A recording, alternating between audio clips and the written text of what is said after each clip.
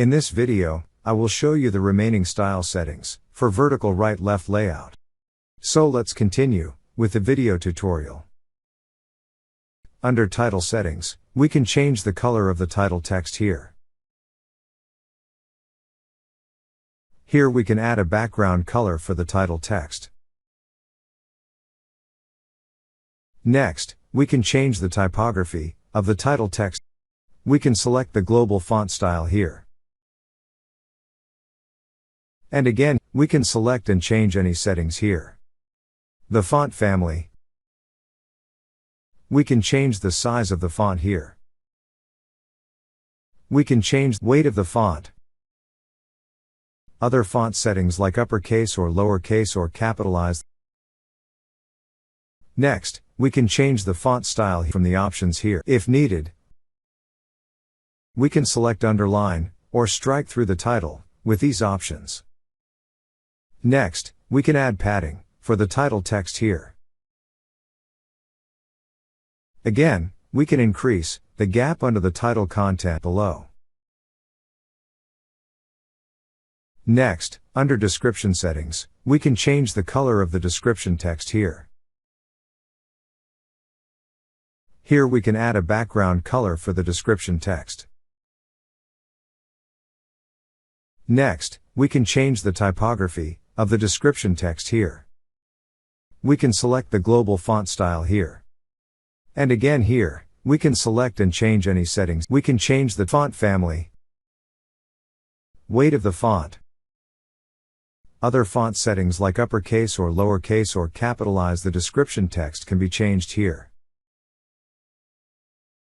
Next, we can change the font style here from the options. If needed, we can select underline or strike through the description with these options. We can increase or decrease the line height in between each lines in the description text here.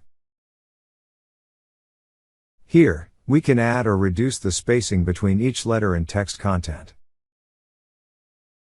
And with word spacing, we can increase or reduce the space between each word and the text content.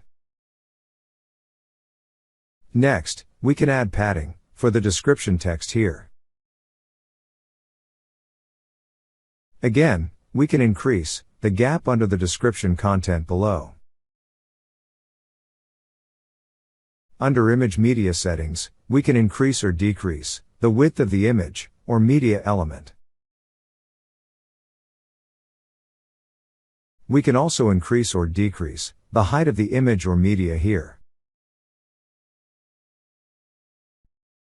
We can align the image media content. And we can add padding and margin around the image media here. We can add border to the image with these options. We can select a border type from these options. Here, we can select the color for the border as we can change border width that's suitable for the content.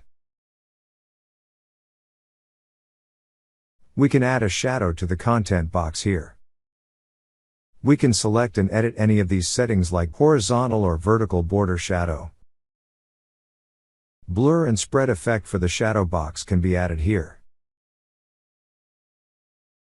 Finally, the button Read More settings. We can add background color for the button here, as well as the button text color can be edited and changed here.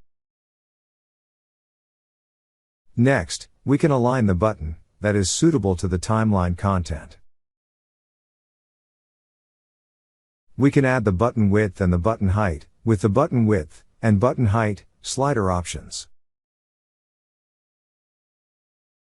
We can add margins to the button here. And again, we can also add padding to the button if needed here. We are done with the vertical, right-left two-sided timeline layout settings. We will see vertical, right-only layout timeline settings with a different layout style setting in the next video.